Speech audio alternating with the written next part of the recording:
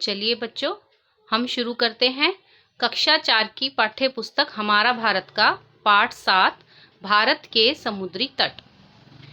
तनु ने नारियल पानी पीते हुए अनु से पूछा, ये नारियल पानी दिल्ली में कहाँ से आते हैं? यहाँ तो कोई नारियल के पेड़ दिखाई नहीं देते। अनु बोली, पिछले साल सर्दी की छुट्टियों में हम लोग दक्षिण भारत घूमने गए थे। हम त्रिवेंद्रम, कन्याकुमारी कई जगहों पर गए थे। वहाँ नारियल के बहुत सारे पेड़ थे। ये नारियल वहीं से आए होंगे। एक मजे की बात और कि दिसंबर और जनवरी के महीने में भी वहाँ सर्दी बिल्कुल नहीं थी। हमारे देश के दक्षिण में हिंद महासागर है। बच्चों, ये प्रश्न आपको पेपर में आ सकता है, इसीलिए आप इसको अंडरलाइन करेंगे और इसको एक बार दोबारा रीड करेंगे। हमारे देश के दक्षिण में कौन सा महासागर है? हिंद महासागर। इसका नाम हमारे देश के नाम हिंदुस्तान से ही पड़ा है। भारत का दक्षिणी भूभाग प्रायद्वीप है।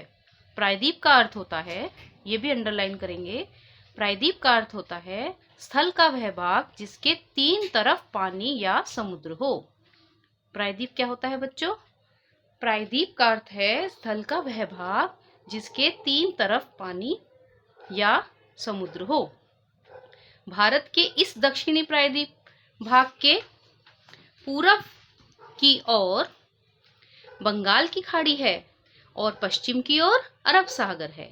ये भी आपको प्रश्न याद करना है कि पूरब की ओर कौन सी खाड़ी है? बंगाल की खाड़ी। और पश्चिम की ओर अरब सागर। ये दोनों समुद्री भाग हिंद महासागर की ही शाखाएं हैं। भारत के मानचित्र में समुद्र से लगे भागों को देखिए।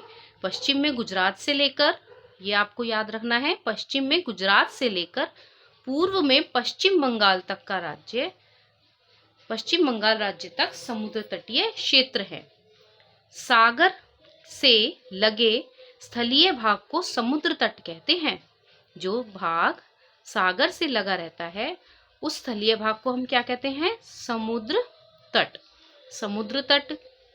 समुद्र बहुत दूर दूर तक फैले होते हैं और तट से दूर होने के साथ गहरे भी हो जाते हैं। समुद्र तट हर जगह एक जैसा नहीं होता। कहीं खाड़ी होती है, कहीं बीच पुलिन, तो कहीं क्लिफ होते हैं। तुमने मुंबई की चौपाटी या जुहू का नाम तो सुना ही होगा बच्चों।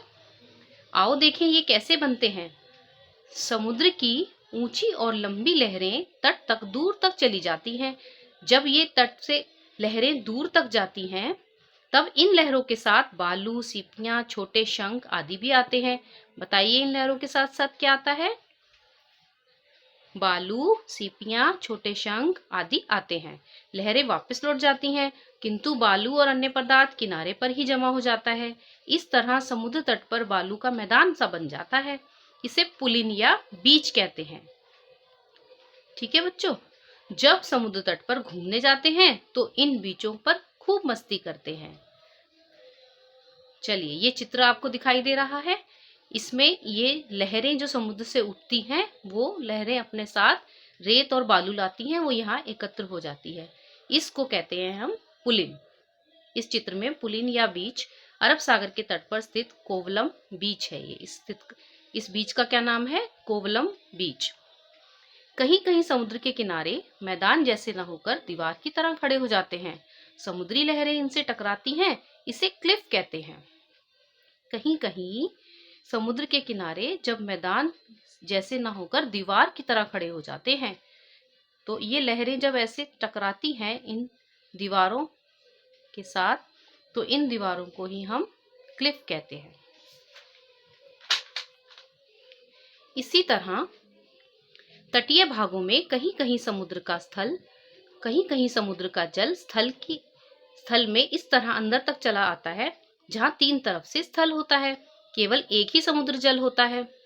इसे खाड़ी कहते हैं, जैसे खंपात की खाड़ी या बंगाल की खाड़ी। जैसे खंपात की खाड़ी, बंगाल की खाड़ी। आप भारत के मानचित्र में अरब सागर और बंगाल की खाड़ी में स्थित भारत के 2 द्वीपीय राज्य देखेंगे, लक्षद्वीप और अंडमान। ये हमारे द्वीपीय राज्य हैं। आपसे प्रश्न पूछा जा सकता है कि भारत के 2 द्वीपीय राज्य कौन से हैं, तो आपको उत्तर देना है लक्षद्वीप और अंडमान निकोबार।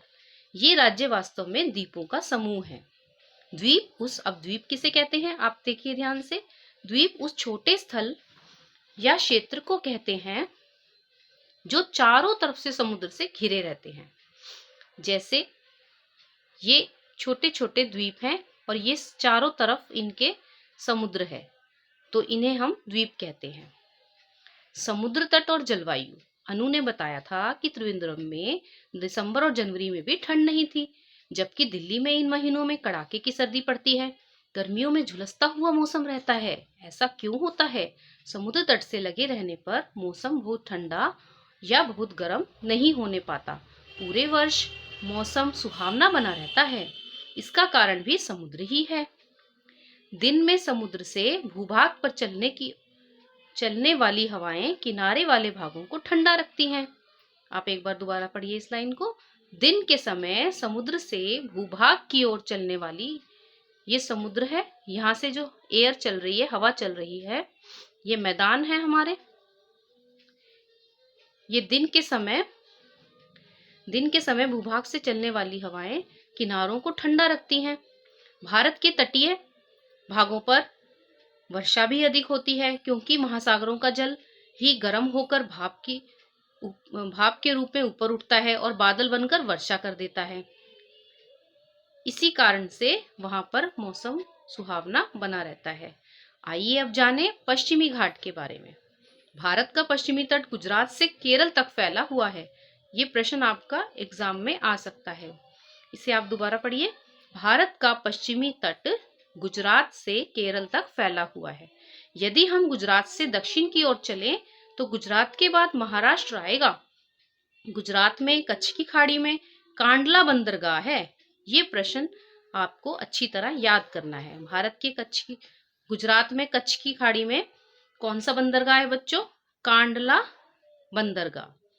महाराष्ट्र के तटीय भाग पर प्रसिद्ध शहर मुंबई है। यह इस राज्य की राजधानी होने के साथ साथ प्रसिद्ध बंदरगाह भी है।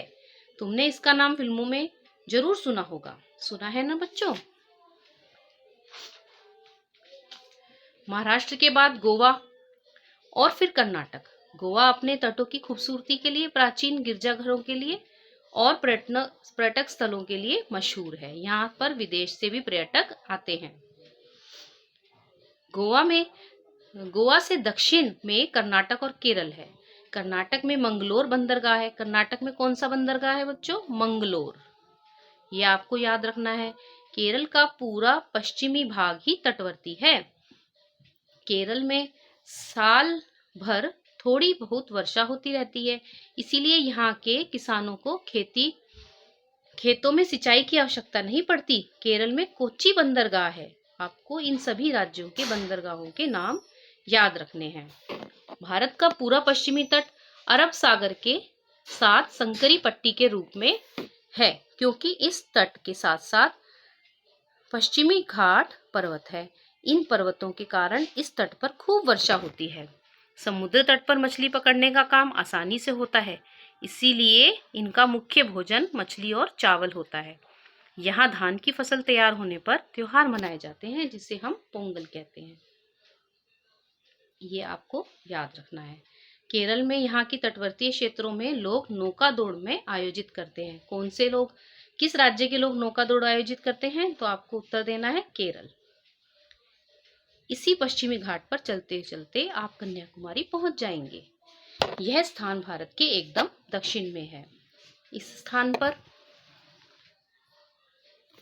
तीनों समुद्र मिलते हैं। कन्याकुमारी में सूर्यास्त और सूर्योदय का दृश्य अत्यंत मनोहारी लगता है। ये चित्र आपको जो दिया हुआ है कन्याकुमारी का है। अब हम जानेंगे पूर्वी तट के बारे में। अब हम भारत के पूर्वी तट की यात्रा करते हैं। कन्याकुमारी से उत्तर की ओर जाते हुए हमें सबसे पहले तमिलनाडु से गुजरना होगा। कन्याकुमारी भी तमिलनाडु राज्य में पड़ता है।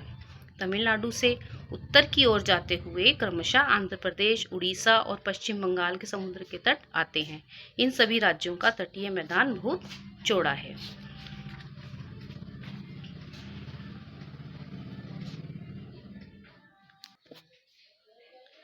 पश्चिमी घाट पर्वत से कावेरी, कृष्णा और गोदावरी नदियां निकलती हैं। ये आपको याद रखना है कि पश्चिमी घाट में कौन सी नदियां निकलती हैं। तो बच्चों बताइए, कावेरी, कृष्णा और गोदावरी।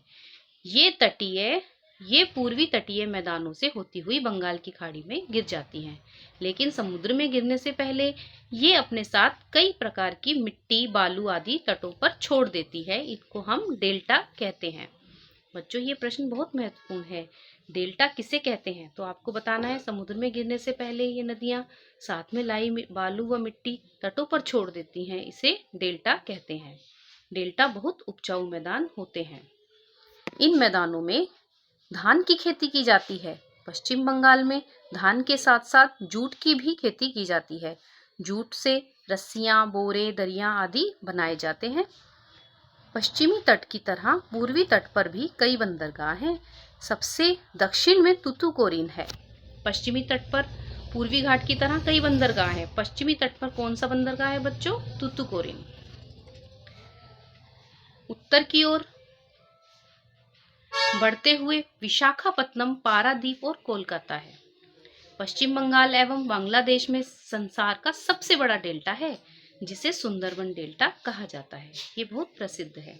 इस डेल्टा को गंगा और ब्रह्मपुत्र नदियों ने बनाया है। ये आपको प्रश्न याद करना है कि सुंदरबन डेल्टा किसने बनाया है? कौन सी नदियों ने? गंगा और ब्रह्मपुत्र नदियों ने बनाया है। भारत के समुद्री तटों से हमें क्या लाभ होते हैं? अब आप सभी जानिए, ये बहुत महत्वपूर्ण बातें हैं। भारत के पास लंबा समुद्री तट है। इससे देश को बहुत लाभ होते हैं। तटों पर रहने वाले लोग समुद्र से मछली पकड़कर जीवन यापन करते हैं। तो सबसे प्रथम बिंदु हो गया हमारा कि समुद्र से मछली पकड़कर लोग जीवन यापन करते हैं। इसके किनारे होने वाले नारियल के पेड़ों से चटाई व अन्य हस्तकला की वस्तुएं बनाते हैं। हम नमक के बगैर खाना नहीं खा सकते, है ना बच्चों? आप नमक के बिना बिल्कुल भोजन नहीं कर सकते। तो यह नमक समुद्र के पानी से ही बनता है। समुद्र के जल को तट पर क्यारियों में एकत्रित करके सुखा लिया जाता है। समुद्र के तट पर क्यारियों में एकत्रित करके सुखा लिया जाता है। मशीनों की सहायता से फिर उन्हें साफ किया जाता है और प्रयोग में लाने योग्य बनाया जाता है। और इस प्रकार हमारा नमक तैयार हो जाता है। समुद्र तटों पर स्थित बंदरगाहों के द्वारा ही हमारा देश अन्य देशों से व्यापार कर पाता है।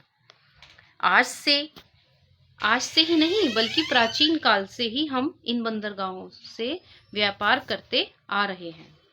समुद्र तट के सुंदर दृश्यों और अच्छी जलवायु के कारण देश विदेश से घूमने के लिए लोग यहाँ आते हैं। इससे यहाँ के लोगों को रोजगार प्राप्त होता है। समुद्र की लहरें समुद्र के अंदर से सीपियों, शंखों आदि को तट पर छोड़ देती हैं।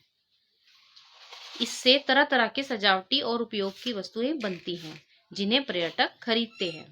समुद्र तट होने के कारण भारत में वर्षा भी काफी हो जाती है। इस तरह भारत का समुद्र तट भारत के लिए वरदान की तरह है। तो आज आपने देखा कि समुद्र तट से हमें क्या क्या लाभ होते हैं और भारत में समुद्री तटों को क्या कहा जाता है। एक बार हम एक समरी देखते हैं इसकी। हमने पाठ में क्या क्या सीखा? भारत के तटीय क्षेत्र, पूरब में बंगाल की खाड़ी, इस समुद्री तट को हम कहते हैं पूर्वी घाट पूरब में, और भारत के पश्चिम में है अरब सागर, और यहाँ के समुद्री तट को हम कहते हैं पश्चिमी घाट। तो बच्चों, इसमें आपको इन नदियों के बारे में भी बताना है कि कौन कौन सी नदियां अरब सागर में गिरती हैं और कौन कौन सी नदियां बंगाल की खाड़ी में गिरती हैं। तो यहाँ पर हमने देखा था पश्चिमी घाट पर्वत से कावेरी, कृष्णा और गोदावरी नदियां निकलती हैं।